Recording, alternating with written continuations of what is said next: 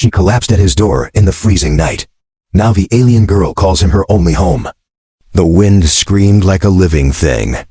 Snow whipped through the dark sky, turning the frozen valley into a white, endless blur. Ethan could barely see 2 meters ahead.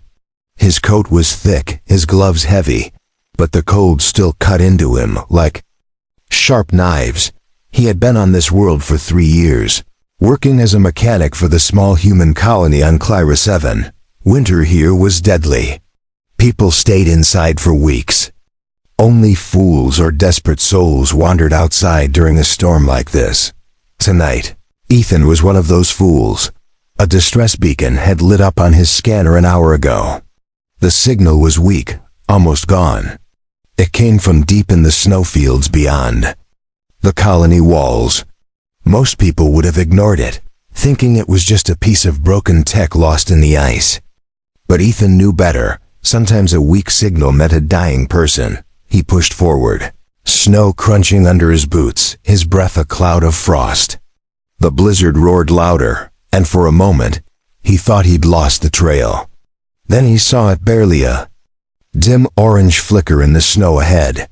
He hurried forward and almost stumbled over them. 2 figures lay half buried in the drift. Their skin was pale blue, their faces delicate and strange. Their long hair was frozen with ice, their thin clothes no match for the cold. They were not human. Aliens. Both of them were breathing, but barely. Their lips were cracked, their eyes half shut. One clutched the other, shielding her with her body. Ethan dropped to his knees. "Hey, can you hear me?" The one on top, older, maybe opened her eyes. They glowed faintly in the dark. Her voice was weak, strange, but desperate. "Please, help my sister." Ethan didn't think twice. He pulled a thermal blanket from his pack and wrapped it around both of them. Then, with effort, he lifted them, one in each arm. They were light, far too light, like they hadn't eaten in days. The storm tried to knock him down, but Ethan kept going. Step after step, he carried them toward the colony lights in the distance. By the time he reached his small home at the edge of the colony, his muscles burned and his lungs ached. He kicked the door shut behind him and set the sisters down on his couch near the heater. Warmth began to fill the room, but the sisters still shivered violently. Ethan quickly started a pot of hot water. He didn't know if they could drink human tea, but it was all he had. The older one tried to sit up. Why did you save us?" Ethan glanced at her, surprised. "Because you were dying out there. Isn't that reason enough?" Her eyes studied him for a long moment, as if searching for something in his face. Then she whispered, "Humans are not supposed to help us." That made him pause. "What do you mean?" But before she could answer, the younger sister groaned. Softly, her eyes fluttering open. She looked at him with fear, then clung to her sister. Ethan knelt beside them. "You're safe now, I promise." The older one's breathing steadied, but she still looked unsure. "If the others find us, they will kill us, you too." Outside, the storm still howled, rattling the walls. Inside, the heater hummed, the air slowly growing warmer. Ethan poured 2 cups of steaming tea and set them on the table. "Then we won't let them find you," he said simply. For the first time, the older sister's lips curved in a faint, disbelieving smile. Ethan didn't know who these women were, or why they were out in the storm. He didn't know what danger they spoke of. But he knew one thing. Leaving them outside had never been an option. The younger sister's small voice broke the silence. "My name is Lyra, my sister is Kayla." Ethan nodded.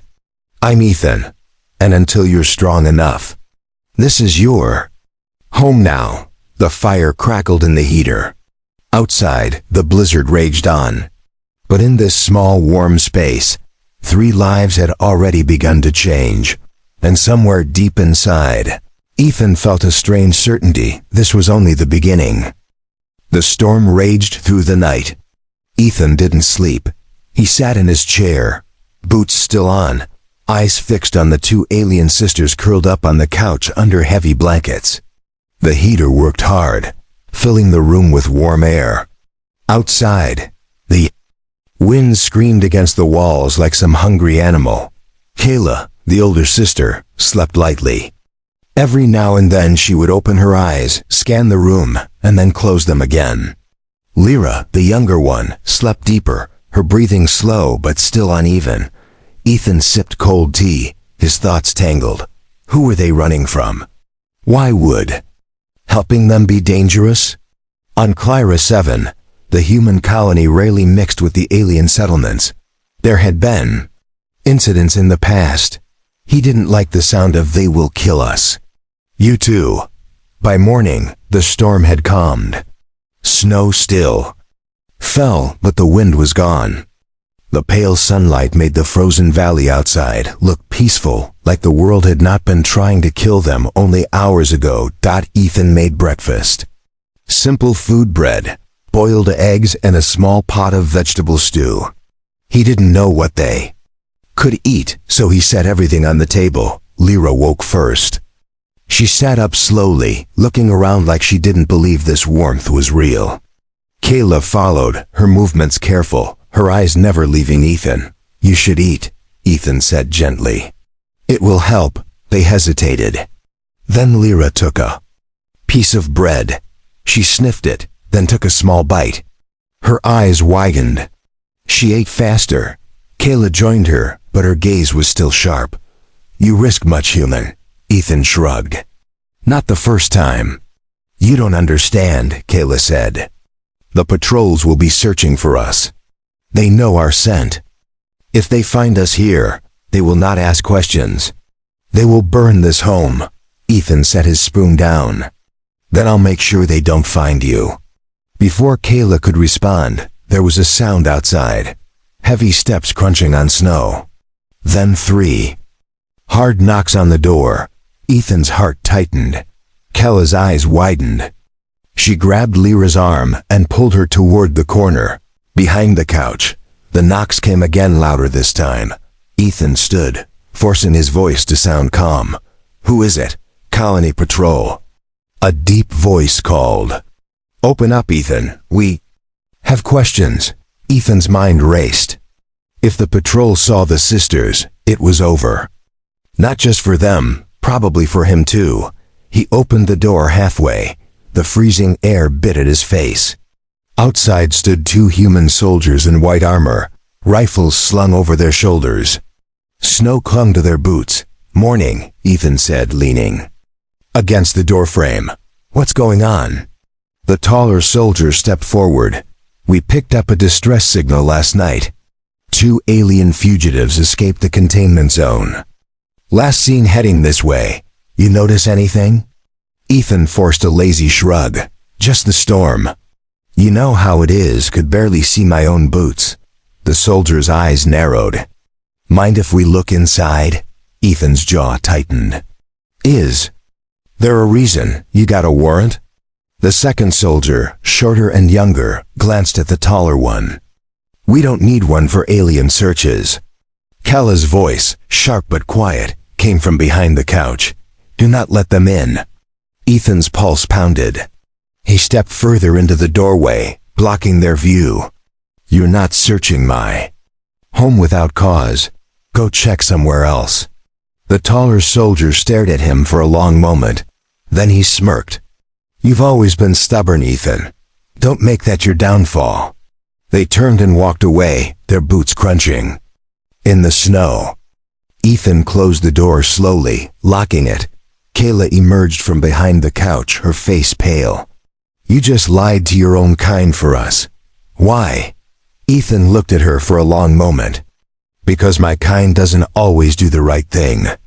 Lyra spoke softly, almost a whisper. "They will come back." "I know," Ethan said, "which means we have to be ready." Kayla's gaze hardened. "Then you should know the truth. We are not just sisters running from the cold. We are hunted because of what we carry." Ethan frowned. "What do you carry?" Kayla stepped closer. From under her coat, she pulled a small metal case. It was no bigger than a book, but it glowed faintly with blue light.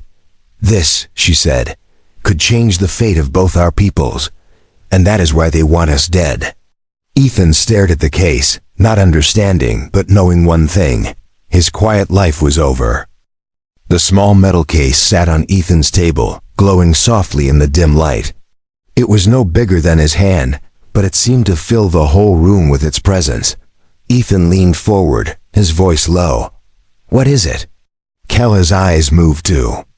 The locked door, as if she feared someone might burst in at any second. "It's called the Core Seed. It holds the design for a power source, clean, endless energy. It can feed cities, heal entire planets." Lyra, still curled in the blanket, whispered, "And it can also destroy them if used wrong." Ethan looked between them. "And the patrol, they want it?" Kayla nodded. "Not just the patrol. Your colony leaders want it. So do my peoples. War Council. Everyone sees it as a weapon. We were scientists, not fighters. But when we learned what they planned to do, we stole it." Ethan's hands tightened around his mug. "So you're not just running for your lives, you're running to keep this thing out of the wrong hands." "Yes," Kayla said, her voice firm. "And we cannot trust anyone, not human, not alien." For a long moment, only the sound of the heater filled the room. Then Ethan sighed. "Well, you trusted me enough to not freeze to death in my living room. I guess that makes me part of this now." Lyra's eyes met his, uncertain. "Why would you help us? You barely know us."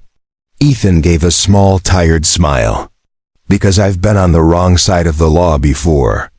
And I know what it's like when the whole world wants you gone." Kayla studied him, as if weighing his words. Finally she nodded.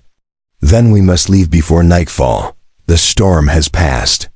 That means the hunters will move faster."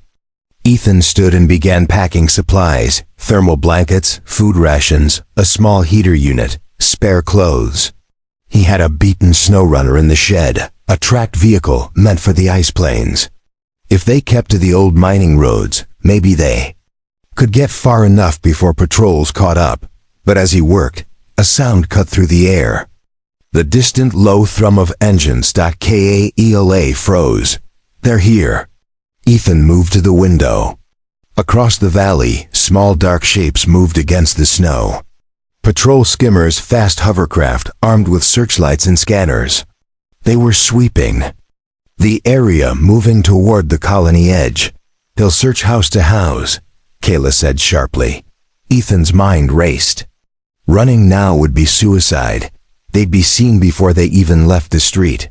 "Basement," he said. "Move." Kayla helped Lyra stand, and they followed him to the trapdoor beneath the rug. Ethan opened it, revealing a narrow stairway down into a cold, dark space. Old tools and storage crates filled the corners. "Stay here. Don't make a sound," he said. Kayla's eyes locked on his. "Ethan, if they find you, say nothing about us. We'll take our chances alone." He gave her a flat look. "Not happening." Above them, the sound of boots crunched on the snow outside. A sharp knock hit the door. Ethan closed the trapdoor and covered it again with the rug. Then he opened the front door just enough to see 3 soldiers this time. The tall one from before was with them. "Ethan," the tall soldier said, his tone hard. "Search order. Step aside." Ethan's heart pounded, but he forced his shoulders to relax. "You're wasting your time. I've been alone night." The soldier shoved past him, the other 2 fanning out through the small home. One checked the kitchen. Another pushed into the bedroom. The tall soldier's gaze swept over the room, lingering on the table, on the small faint scorch marks where the core seed had sat earlier. Ethan felt his stomach tighten. The soldier stepped closer, lowering his voice. "You know something, don't you?" Ethan met his eyes. "I know you're stomping snow into my floor." The soldier's jaw worked, but before he could speak, a voice crackled over his cums. "Team Bravo, move to Sector 4, we have movement." The soldier's eyes narrowed. "We'll be back, Ethan." When they left, Ethan locked the door and bolted it.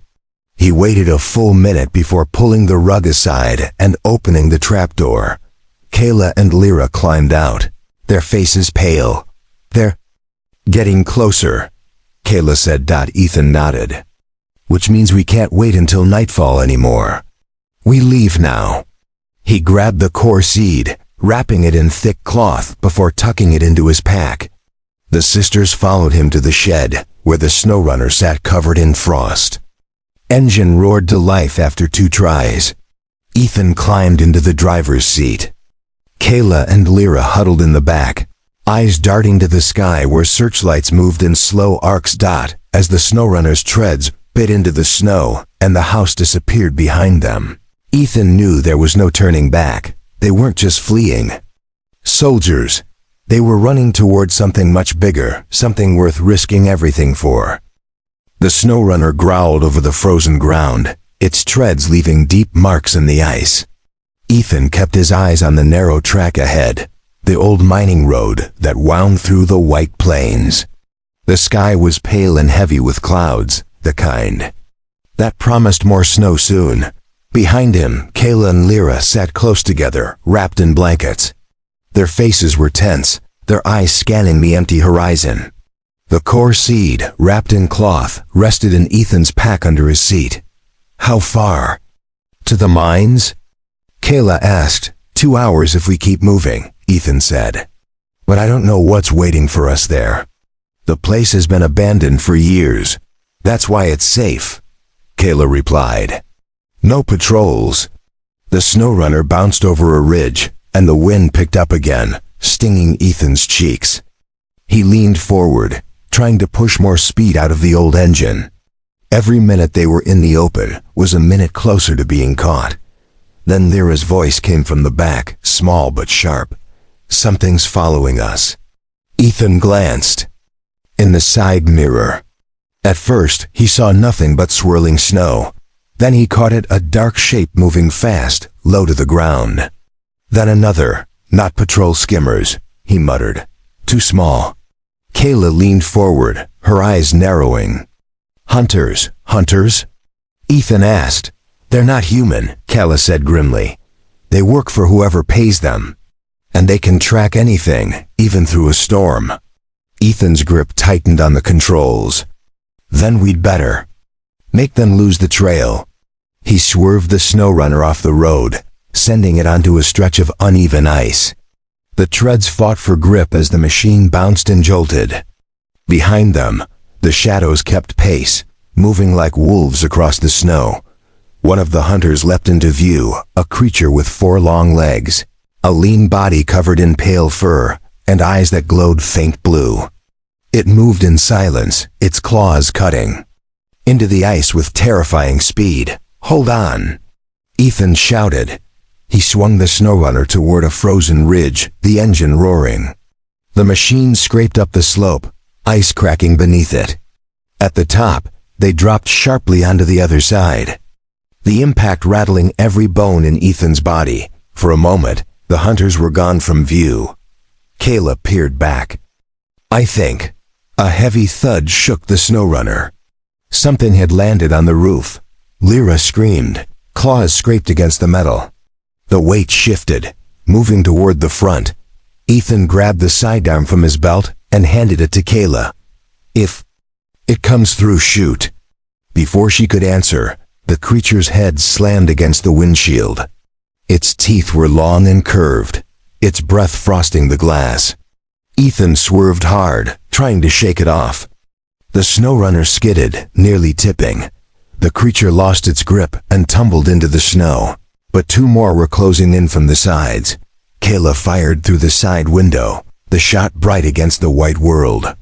One hunter yelped and fell back, but the other leapt onto the side rail. Its claws punched through the door, inches from Ethan's leg.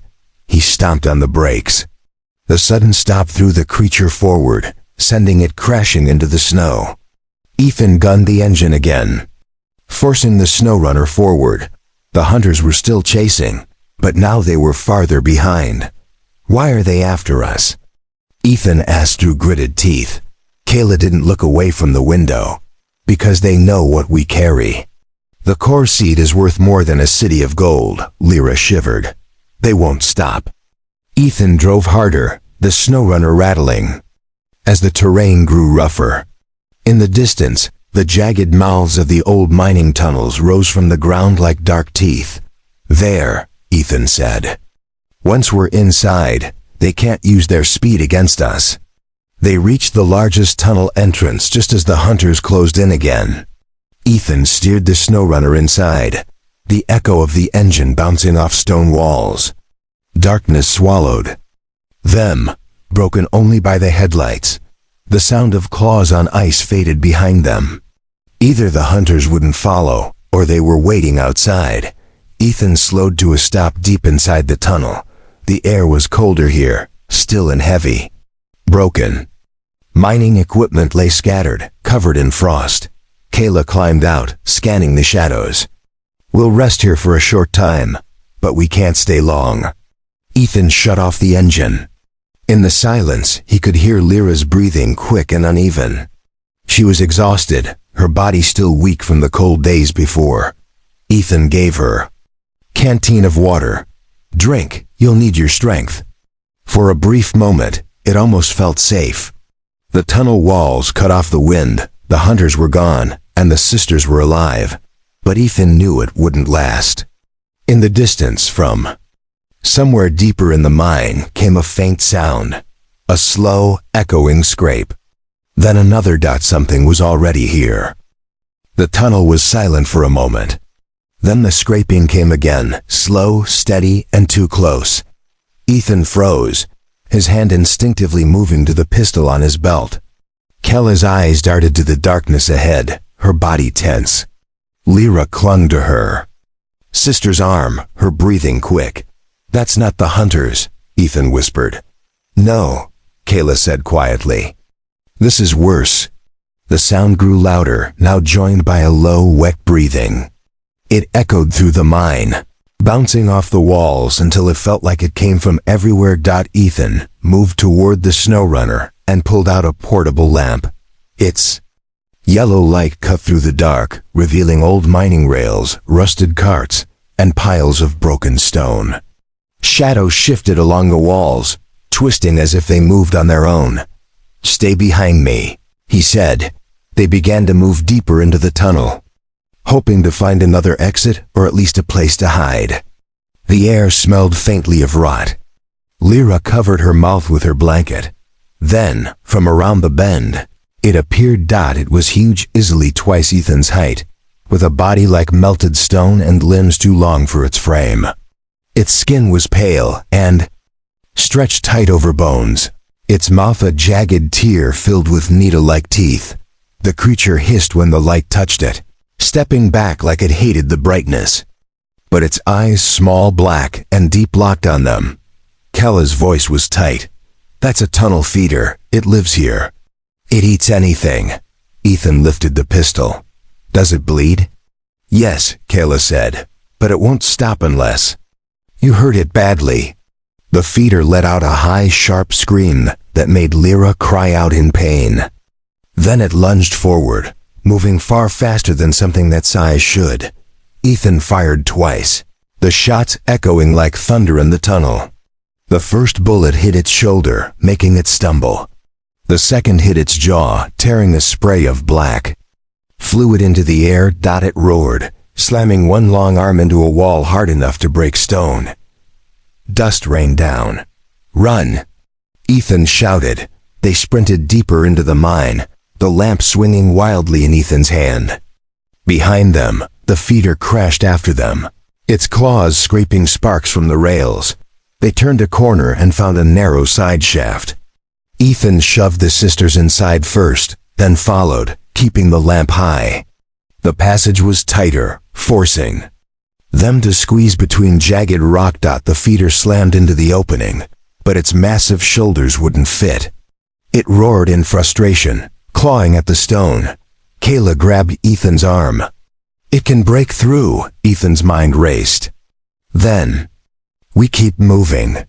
The shaft twisted downward, the air growing colder. Their breath came in sharp gasps. and the sound of the feeder's claws on stone followed them like a drumbeat. After several minutes, they spilled into a wider chamber. Here, the rock walls glimmered faintly with blue crystal veins, glowing just enough to see without the lamp. Lyra's voice was small. "It's beautiful." Ethan scanned the room. There were 3 other exits, but all were narrow. "We can lose it here," Kayla said. "If we break the crystals, the light will vanish. It hates the dark, but it can't see us if we move quietly." Enfin hesitated. "And if we can't find the way out?" Kayla met his eyes. "If we don't hide, we die now." The feeder's scream cut through the air, closer than before. Ethan made his choice. He smashed the nearest crystal with the butt of his pistol. The glow died instantly. Kayla did the same on the other side of the chamber. Within moments, the room was plunged into total blackness. The only sound was their breathing. And the faint scrape of claws approaching. Ethan grabbed Kayla's arm. "Follow my steps, don't speak." They moved slowly toward one of the narrow tunnels, each footstep careful. The air felt heavy, like the darkness itself was pressing in. Then, the feeder's breath came from just behind them. It was so close, Ethan could feel the warmth of it on his neck. He gripped the pistol, ready to turn and fire. A sudden rumble shook the chamber. Somewhere deeper, part of the tunnel wall gave way with a crash, and rocks tumbled to the ground. The feeder screamed again, this time in pain. Ethan didn't wait to find out what had happened. "Go!" he hissed. They ran, their feet pounding over uneven stone, until at last they saw faint daylight ahead. The tunnel sloped upward, and the cold outside air rushed in. They burst out of the mine into a valley of jagged ice. Snow fell in slow, heavy flakes, and the wind was sharp but clean compared to the suffocating darkness inside. Ethan bent over, catching his breath. Kayla gripped the core seed tightly under her coat. Lyra looked back at the mine entrance, her voice trembling. "It's still in there, watching us." Ethan followed her gaze. In the shadows of the tunnel mouth, 2 small black eyes blinked once, and then were gone. Snow whipped into Ethan's face as he stared across the valley. Far on the horizon, 3 dark shapes floated low above the ice. Their engines hummed in the still air, a deep, steady sound that made his chest tighten. Patrol skimmers. Kayla saw them too.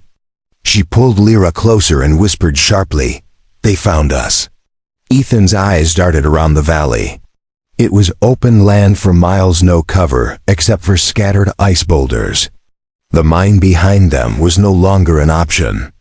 Going back would mean facing the feeder again. "They'll be here in minutes," Ethan said. "We move now." He started toward a cluster of ice ridges to the east. The snow crunched under their boots, each step sinking deep. The cold air burned his lungs. The sisters followed close, their breaths coming fast. The hum of the skimmers grew louder. Ethan risked a glance over his shoulder. The machines were moving in formation, scanning the valley floor with long beams of white light. "They're sweeping for movement," Kayla said, her voice low. "If the beam touches us, we're done." Ethan nodded, quickening his pace. "Then we stay in the shadows." They reached the first ridge and ducked behind it. The ice here was jagged and tall, enough to break the line of sight for a few seconds. But the skimmers were closing fast. Lyra's voice trembled. "Ethan, what if we can't get away?" He looked at her. "We will." From their cover, he spotted a narrow path between 2 ridges leading toward a frozen river. If they could reach it, the uneven terrain might hide their heat signatures. "Follow me," Ethan said. They sprinted, snow spraying up around their legs. The sound of the skimmers was now a roar. One beam of light swept dangerously close, lighting up the snow at their heels. "Down!" Ethan hissed. They dropped flat behind a low drift, just as the beam passed over. The light paused for a heartbeat, then moved on. Ethan didn't breathe until it was gone. Kayla gripped his arm. "We can't keep running like this. They'll corner us." Ethan scanned the frozen river ahead. A thought sparked in his mind. Maybe, unless we make them think we went another way. He pulled a small flare from his belt. Its red casing was scratched from years of use. When we hit the river, I'll fire this toward the west. They'll follow it. We head east. Kayla frowned. It might work, but they might also split up. They will, Ethan said, but all we need is a few minutes head start. They moved again, running low and fast toward the river. The ice under their boots was slick, forcing them to slow. The skimmers were almost overhead now, their shadows sliding across the snow like dark wings dot at the edge of the river. Ethan lit the flare. The bright red light cut through the white world. He hurled it far to the west, where it skidded across the ice, leaving a streak of smoke. Immediately, 2 skimmers broke formation and turned toward it. The third slowed, hovering directly above the river. Ethan's jaw clenched. Go, go, go! They ran east along the frozen water, staying close to the riverbank for cover. The hum of the third skimmer followed them. Its searchlight flashed over the bank, sweeping dangerously near.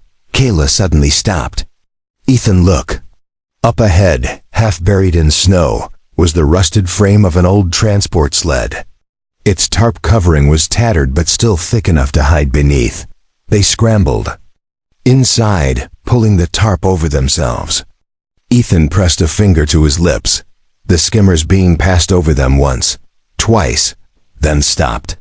The hum of the engine hovered above, heavy and oppressive. Ethan's pulse thundered in his ears. Any second now, the patrol could order a ground team to check. A voice crackled faintly from the skimmers. Comes. Sector clear. Moving on. The hum faded as the machine turned east, scanning further down the river. They waited another full minute before Ethan dared to move. He lifted the tarp and looked around. The valley was empty again, at least for now. Kayla exhaled, her hands still tight around the core seat. That was too close. Ethan climbed out and offered his hand to Lyra. We're not safe yet. There's an old communications outpost near the glacier. If we can get there, we can send a message to someone. I trust. Who? Kayla asked. An old friend, Ethan said. She owes me her life. And she hates the patrol as much as we do. Kayla hesitated, then nodded. Then we move. They pushed on toward the glacier, the cold biting deeper with each step.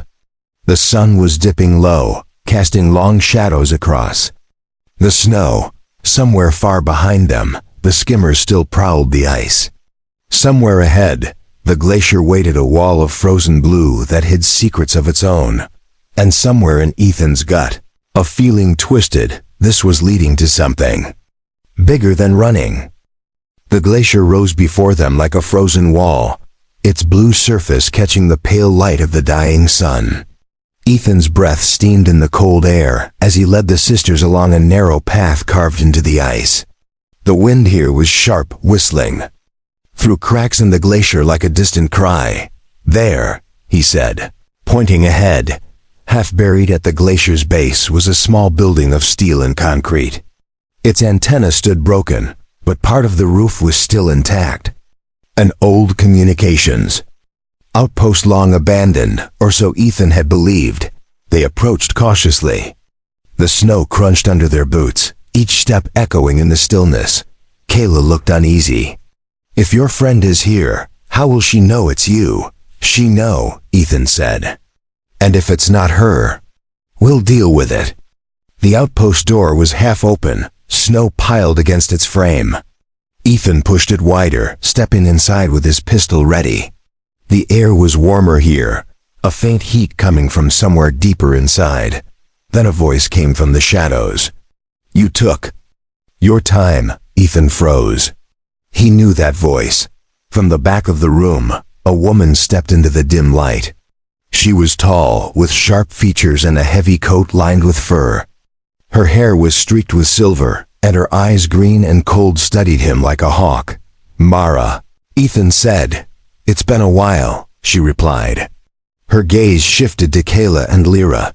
"And you brought company, interesting company." Kayla stepped forward, her tone guarded. "Who is she?" "Mara," Ethan said. "Old friend, former patrol officer." "Former?" Kayla asked. "Got tired of taking orders from people who don't care who dies," Mara said. Her eyes moved to the pack on Ethan's shoulder. "And I'm guessing that's why you're here." Ethan hesitated, then placed the pack on the table. He unwrapped the cloth, revealing the faint blue glow of the core seed. Mara's eyes narrowed. "I've heard whispers about this. Enough to know people are willing to kill for it. They already have," Kayla said quietly. "And they'll keep killing until it's gone or safe." Mara studied her for a long moment, then looked back at Ethan. "So, what's your plan? Hand it over to me? Hide it? Destroy it?" Ethan glanced at Kayla and Lyra. "That's not my choice. It's theirs." Kayla's jaw tightened. "We came here to send a message to someone who can take it far from this planet. Somewhere no army can reach." Mara raised an eyebrow. "You mean the outer fringe? That's a long way, and a dangerous one." "It's the only way," Kayla said. Mara paced for a moment, her boots crunching on the frost-covered floor. "You know the patrol is closing in, right? They've got skimmers sweeping the glacier. I can hear their engines already." Ethan stepped closer to her. "Then we'd better move fast." "Can you still send a signal from here?" Mara gave a small smirk. "You think I'd be here if I couldn't?" She led them to a control room in the back. Dust covered the consoles, but one screen glowed faintly. Cables ran across the floor to a humming power cell. Mara slid into the chair and began typing commands. "This'll take a few minutes. Once the message is sent, we'll have a pickup ship here in less than an hour. If we're lucky." Ethan stood by the door, listening. In the distance, the faint hum of skimmer engines was growing louder. Lyra clutched Kayla's hand. "They're coming." "Then we hold them off until the ship arrives," Ethan said. Mara didn't look up. "I hope you've still got that stubborn streak. We're going to need it." The first searchlight swept across the glacier outside, its beam flashing through the small window. The sound of boots on ice followed patrol soldiers moving fast. Ethan loaded his pistol and checked the extra rounds. Kayla took a small knife from her belt, her eyes cold. The door shook as something heavy slammed against it. "Keep working," Ethan shouted to Mara. The next hit cracked the frame. Snow blew in through the gap. The door burst open, and 3 soldiers rushed inside. Ethan fired twice, dropping the first man. Kayla slashed at the second, sending him crashing into a wall. The third soldier raised his rifle, but Mara was suddenly there, slamming him with the butt of a shotgun. "Signal sent," she shouted. Over the noise, another wave of soldiers poured in. The fight was fast, brutal shouts, gunfire, the sharp smell of scorched metal. Ethan's arms burned from the recoil, but he kept firing, kept moving. Then through the chaos, a deep rumble shook the walls. The sound grew into a roar, and a shadow passed over the outpost. Mara grinned. "Pickups here." Through the window, Ethan saw the sleek shape of a black transport ship settling onto the ice. Its side door slid open, a ramp dropping fast. "Go!" Ethan yelled. They ran through the snow, the cold air biting their faces. Behind them, the patrol shouted and fired, bullets cutting the air. Kayla and Lyra reached the ramp first. Ethan followed, covering their retreat. Mara was last, firing one last blast into the soldiers before jumping aboard. The ramp closed. The ship's engines roared, lifting them into the sky. The glacier fell away beneath them, the patrol shrinking to tiny figures on the ice inside. Kayla held the core seed close, her eyes shining not with fear this time, but with something like hope. Ethan sat against the wall, breathing hard. Mara smirked at him. "Still saving strays, huh?" He gave a tired smile. "Guess it's a habit." Kayla looked at him, her voice soft. "You saved more than us, Ethan. You saved a future."